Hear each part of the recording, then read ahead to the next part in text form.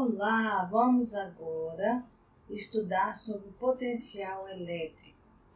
Mas antes de começar, vamos pensar um pouquinho lá na Física 1. Quando a gente estudou força elástica, a gente associou essa força a uma energia potencial elástica. A mesma coisa fizemos para a força gravitacional. Associamos a uma energia potencial gravitacional. O que essas duas forças possuem em comum? Por que a gente pode associar essas forças a uma energia potencial? Bem, a gente fez isso porque essas forças são conservativas. A gente calculou o trabalho como a variação da energia cinética, ou como menos a variação da energia potencial, ou ainda como a integral do produto escalar entre a força e o deslocamento. Bom, nessa situação, quando a força era constante, então você não precisava fazer a integral, bastava o produto escalar entre a força e o deslocamento total. E acontece que a conclusão que a gente chegou foi que quando você está calculando o trabalho para forças conservativas, esse trabalho independe da trajetória. Então, podemos aproveitar todo esse conhecimento que nós construímos lá nas aulas de Física 1 para fazer a mesma coisa para a força elétrica. A força elétrica também vai ser associada a uma energia potencial elétrica, porque a força elétrica também é uma força conservativa.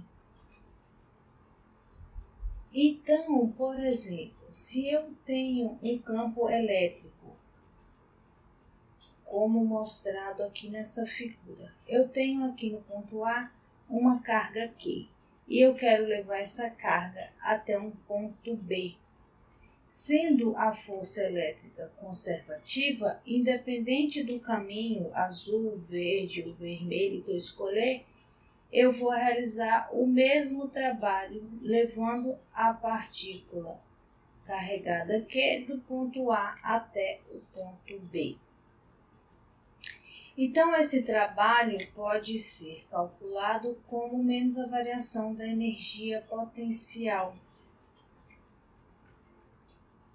E a variação da energia potencial vai ser a energia potencial em B menos a energia potencial que ele tinha em A. Bom, se eu não sei a energia potencial nem em A nem em B, isso não vai me ajudar muito. Mas a gente pode sempre usar um truque.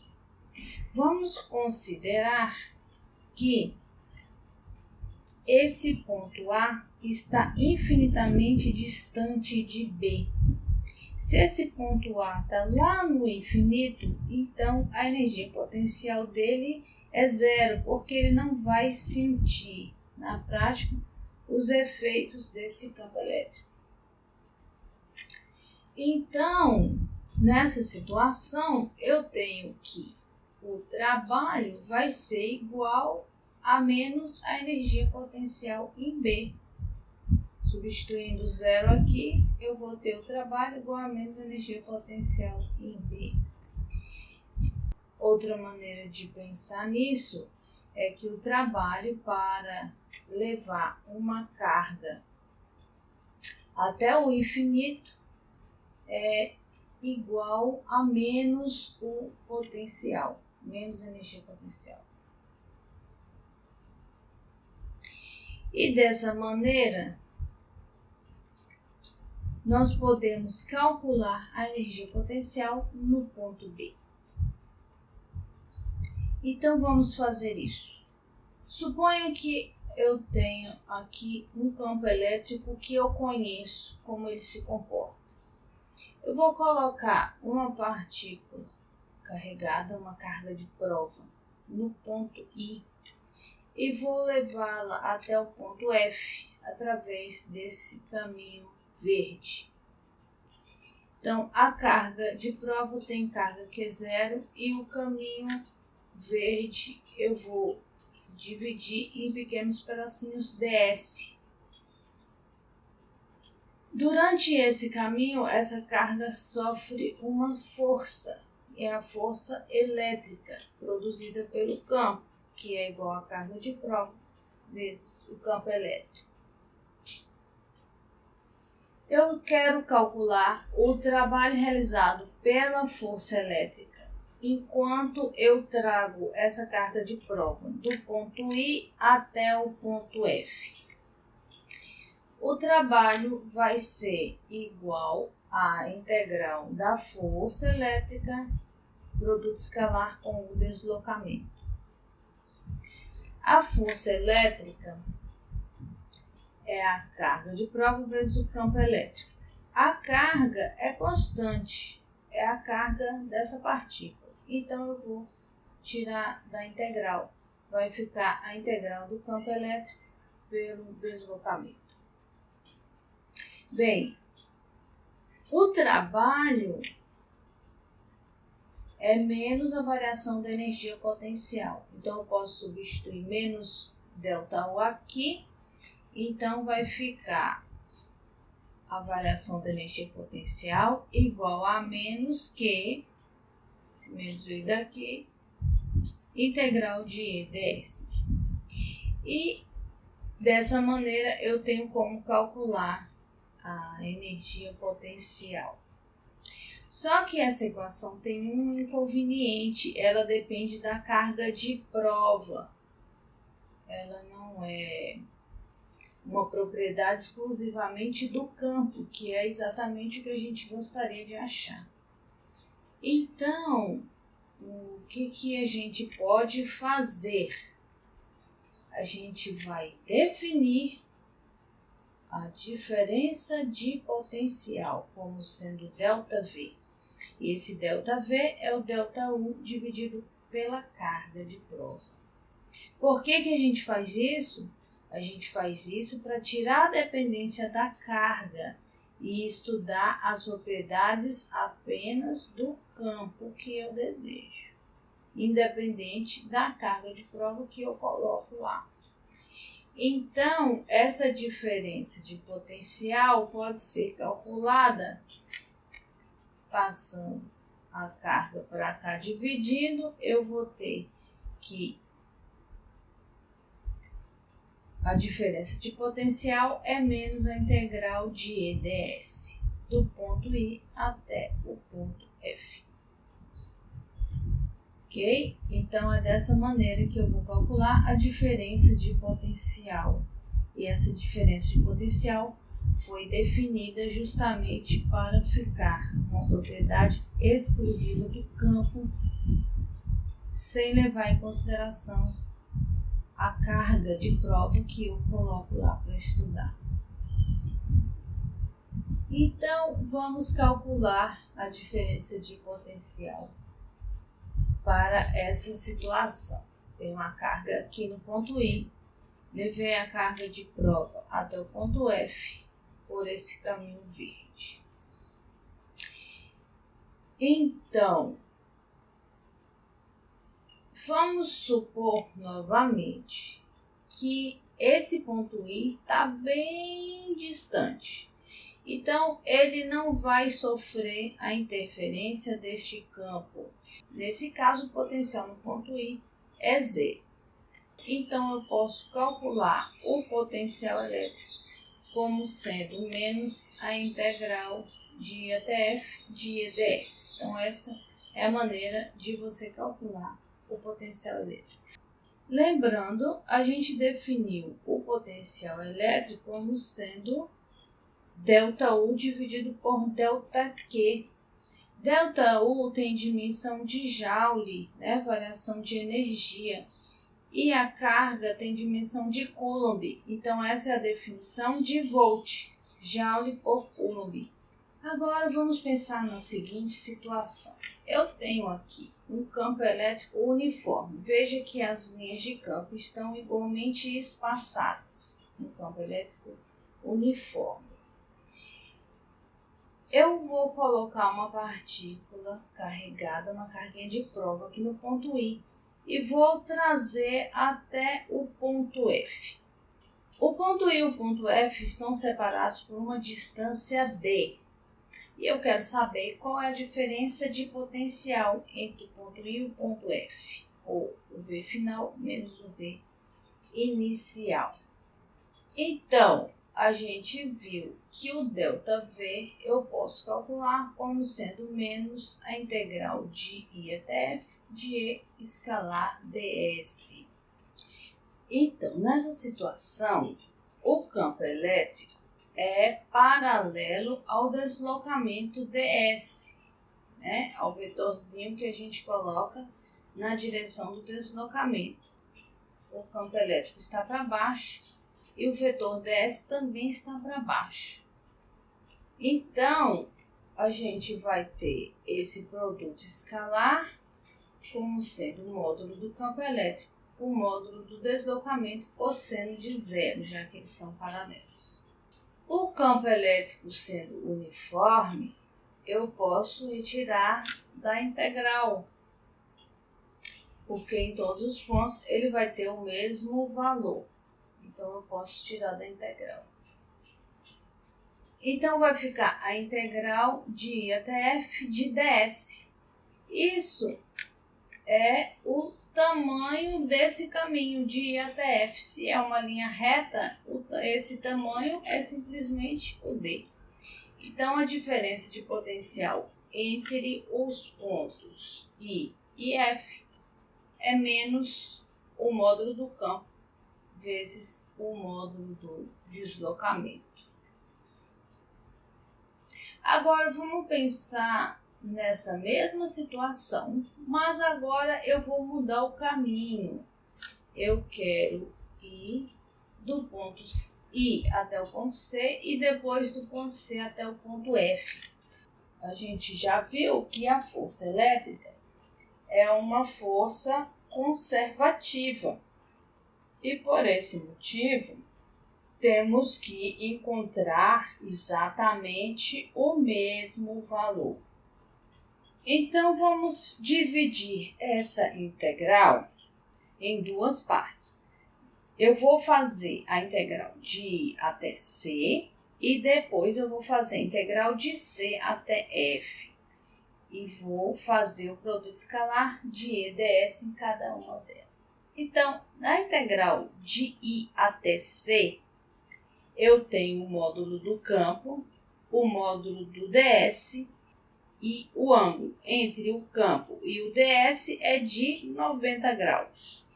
Então, vai ficar E ds cosseno de 90. Na integração de C até F, eu tenho esse ângulo aqui, ó, que também é de 45, já que esse aqui é de 45. Esse daqui também será de 45, né? Já que o total é 90.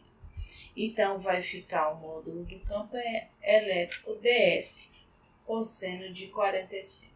Então, de I até C, campo elétrico ds, cosseno de 90. E de C até F, e ds, cosseno de 45. Cosseno de 90 é zero. Então, veja que daqui para cá, eu não tenho diferença de potencial. Eu estou caminhando de I até C e o ΔV deu zero. A gente já vai voltar nesse ponto, porque é muito importante. Mas a segunda integral ficou E ds cosseno de 45. O campo elétrico é constante, eu posso tirar da integral. Cosseno de 45 também é constante, eu posso tirar da integral. Então, vai ficar... Então, a integral de C até F de ds vai ser esse pedaço aqui, ó, que é justamente a hipotenusa desse triângulo retângulo aqui formado. Essa distância D que eu conheço é a hipotenusa vezes o seno de 45. Então, a hipotenusa pode ser escrita como D dividido pelo ângulo de 45. O cosseno de 45 é igual ao seno de 45. Então, esse morre com esse. Então, eu tenho que a diferença de potencial entre os pontos I e F é menos E vezes D, conforme a gente obteve anteriormente. Ok?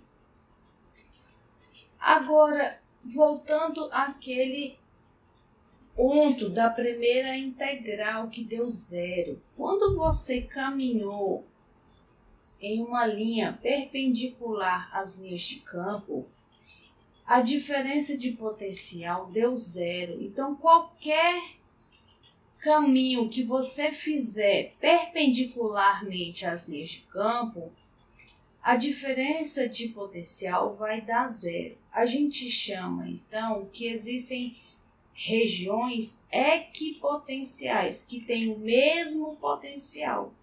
E, na verdade, em 3 dimensões, isso é uma superfície, né? Imagina um plano aqui cortando esse campo elétrico em cada um desses pontilhados aqui azuis. Então, eu tenho superfícies equipotenciais.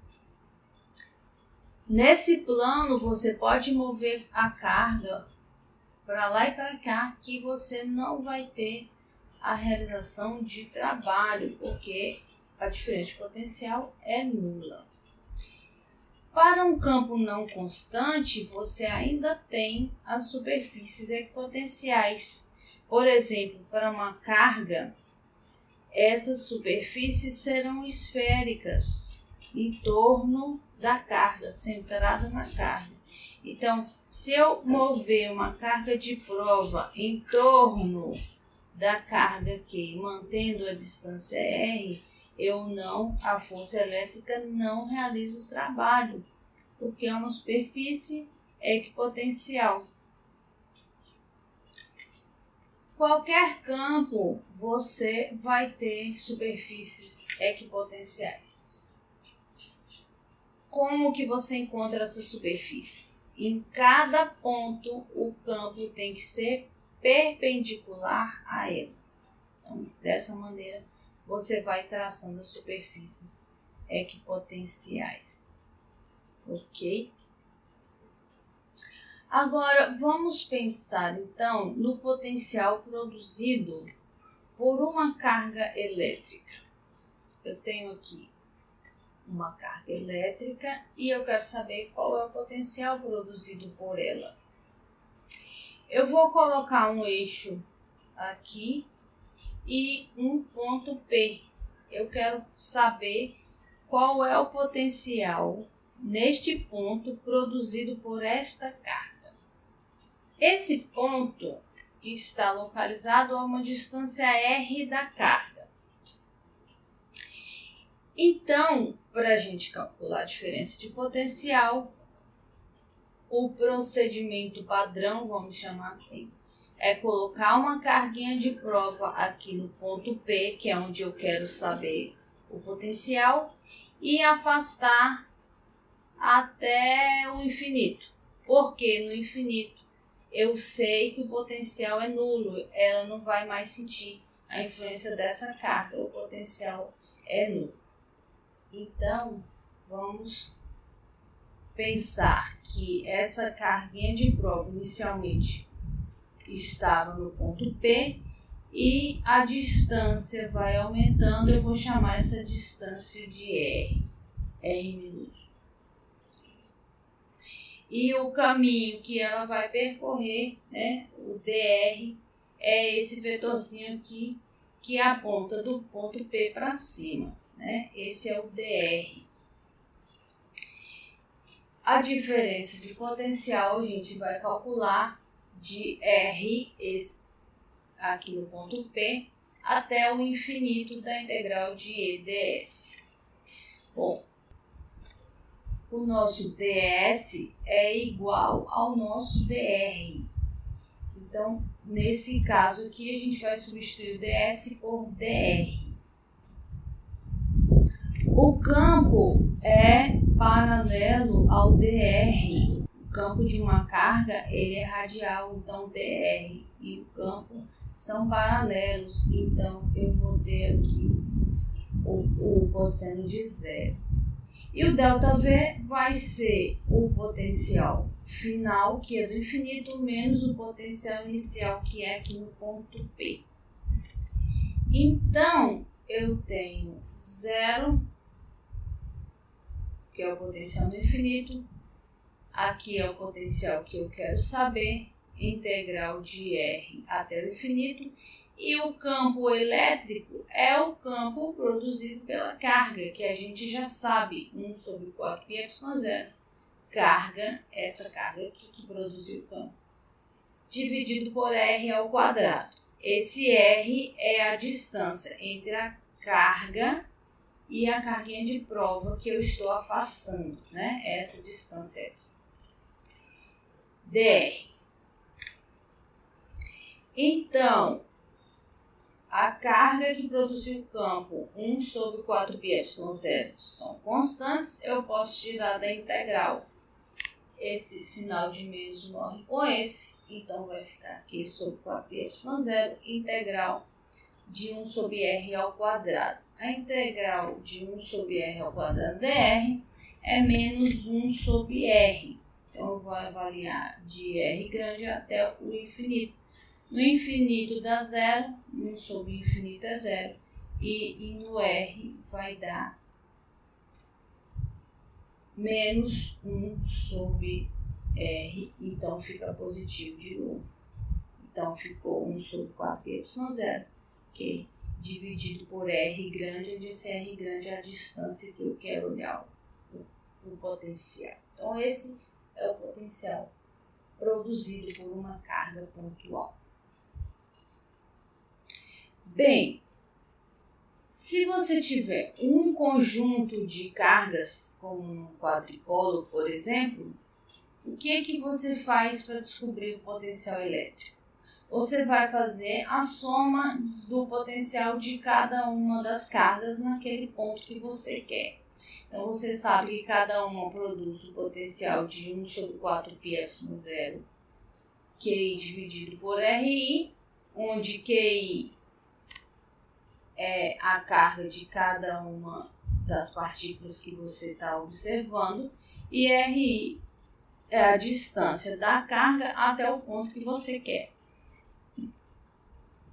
Então, escrevendo de uma maneira mais sucinta, 1 sobre 4πε0 é constante, eu posso tirar do somatório. Então, vai ser QI, a razão, somatória da razão de QI e RI. Vamos pensar, então, num dipolo elétrico. Quero saber o potencial produzido por esse dipolo. Vou fazer exatamente esse procedimento. Eu vou somar o potencial produzido por cada uma das cargas aqui no ponto que eu desejo. Então, o potencial vai ser o potencial produzido pela carga positiva, mais o potencial produzido pela carga negativa. Então, eu vou ter 1 sobre 4πε0, carga Q dividido por R+, mais a carga negativa dividido por R-. R+ é a distância entre a carga e o ponto, e R- é a distância entre a carga negativa e o ponto que eu quero. Então, a carga Q é igual, eu posso colocar em evidência e trazer para fora. Tirando o mínimo entre R+ e o R-, fica o produto R+ vezes R-. R+ vezes R-, dividido por R+, dá R- aqui em cima. R+ vezes R- dividido por R-, dá menos R+ aqui em cima. Então, fica dessa forma. Agora, eu quero tirar esse R+ e R- e escrever tudo em função de R, que é a distância que eu vou saber, né, entre o ponto que eu quero e o centro do dipolo. Lembrando que no dipolo as cargas estão separadas por uma distância que a gente chama de D, Normalmente a gente chama de D. Se essa distância R do centro do dipolo até o ponto que eu quero estudar é muito maior do que essa distância D entre as cargas, então esse produto R mais e R menos é aproximadamente igual a esse R aqui, ó, ao quadrado, né? O que perde em um ganha no outro e o produto vai ser aproximadamente igual a R ao quadrado, né? Se o ponto P está bem distante do dipolo. Então, substituir aqui R ao quadrado no lugar de R mais vezes R menos. Agora, se esse ponto P está muito distante do dipolo, eu também posso considerar que esse R mais e esse R menos são aproximadamente paralelos ao R. Com isso, eu tenho aqui, ó, esse triângulo retângulo. Se esse cara é paralelo a esse, a diferença de tamanho do R mais por R menos é justamente esse pedacinho aqui, ó. Se eu faço uma linha perpendicular aos dois. Então, esse aqui, ó, esse pedacinho aqui é justamente a diferença entre o R menos e o R mais. Eu posso escrever esse cara em função de D através desse ângulo aqui, ó, que é o ângulo entre R e a orientação do dipolo, né? Então, eu vou escrever o R mais, o R menos menos o R mais como sendo aproximadamente igual a D, que é a hipotenusa, vezes o cosseno de θ. Então, substituindo lá, eu tenho Q sobre 4πε0, aqui entra D cosseno de θ e lá R ao quadrado. Agora, normalmente a gente usa o produto carga e D como sendo P, que é um número que aparece muito quando você está estudando dipolo. Então, esse P aqui é o Q vezes o D. Então, esse é o potencial produzido pelo dipolo elétrico num ponto bem distante do dipolo. E esse ângulo θ é justamente o ângulo entre o dipolo e o raio R. Ok? Agora vamos supor que você quer calcular o potencial produzido por uma distribuição de cargas e não apenas cargas pontuais. Você vai fazer um procedimento muito semelhante. Você vai pegar o objeto que você quer, dividir em pedacinhos de carga bem pequenininhos, que você vai chamar de dq, e vai ver a distância que cada um dos pedacinhos tem até o ponto que você quer. Então, esse ponto está aqui, a distância é R. Quando você pegar um pontinho aqui, a distância vai ser essa. Então, você vai calcular o potencial para cada pedacinho, vou chamar de dV. E o potencial de uma carga pontual, a gente viu que era 1 sobre 4πε0, carga da pontual dividido por R. Então, o meu dV é o potencial bem pequenininho feito por esse pedacinho daqui de carga, lá no ponto P, que está uma distância RD. Okay? Então, o procedimento é esse. Você vai pegar esse dV e integrar para achar o potencial do corpo inteiro. 1 sobre 4πε0 é constante, então você tem que calcular a carga dQ dividido por R. Okay? Então, você tem que saber como que essa distribuição de carga acontece para você escrever isso em função do R. Como assim? Vamos fazer um exemplo para ilustrar. Suponha que eu tenha aqui uma linha de cargas, né? Eu tenho essa linha aqui, um bastão bem fininho, né? Vou considerar só o comprimento dele, a largura dele não importa, é bem estreitinho. Então, eu vou pensar num ponto P aqui a uma distância D da beiradinha aqui dessa barra. Eu vou dividir essa barra em pedacinhos dq bem pequenininhos de comprimento dx. A posição ao longo da barra eu estou chamando de x, posição desse pedacinho em relação à origem que a gente vai pôr aqui. Então, a posição do pedacinho ao longo da barra é x. A largura dele é dx e a carga dele é dq. A distância desse pedacinho até o ponto P, essa distância é R aqui. Ok? E a densidade linear de cargas, que a gente chama de lambda, é justamente a carga da barra dividido pelo comprimento L dela, ok? Então, a gente pode escrever o ΔV como sendo um só do 4πε0, carguinha Q, dividido por essa distância R. Como a densidade de cargas linear é lambda, que é a carga dividido pelo comprimento, se eu tenho uma distribuição uniforme de cargas nessa barra, e eu pegar um pedacinho pequenininho dq, dividir pelo tamanhozinho dele dx, eu vou ter exatamente o mesmo resultado. Então, eu posso escrever esse dq como sendo lambda, que é a densidade linear de carga da barra, vezes o pedacinho dx. Então, vai ficar dq igual a lambda dx. Né? Lambda é igual a dq dividido por dx.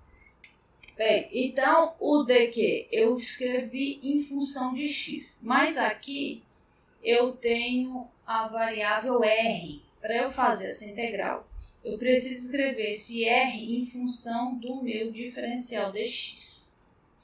Mas a gente pode utilizar esse triângulo retângulo aqui para escrever o r em função de x.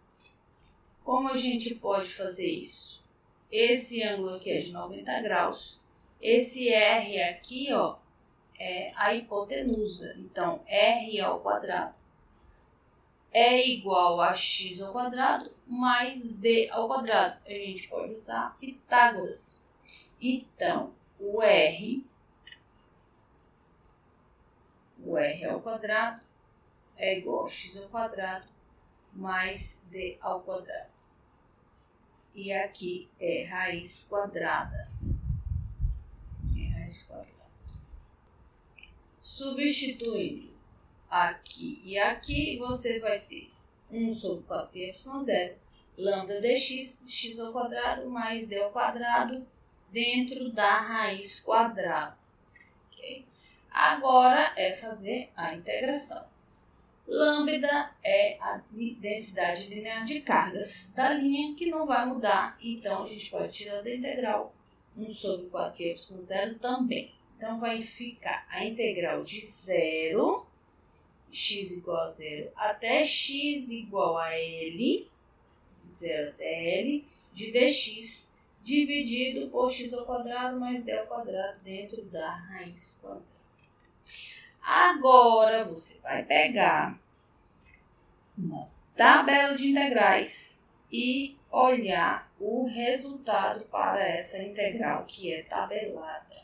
Então, o resultado dela é ln de x mais a raiz quadrada de x ao quadrado mais d ao quadrado. E a gente vai avaliar de 0 até L. Então, em x igual a L, eu vou ter L aqui, L ao quadrado aqui. Em x igual a 0, vai ficar só d raiz quadrada de d ao quadrado, que vai dar d. Então, em L vai ficar L mais L ao quadrado mais d ao quadrado dentro da raiz, menos ln de d. Então, a diferença do ln é a divisão Então, vai ficar L mais raiz de L ao quadrado mais B ao quadrado dividido por D dentro do Ln. E esse é o potencial produzido por essa linha de cargas neste ponto P. Ok? E assim a gente calcula o potencial.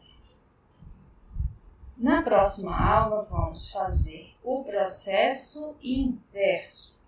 Vamos calcular o potencial a partir de um campo elétrico.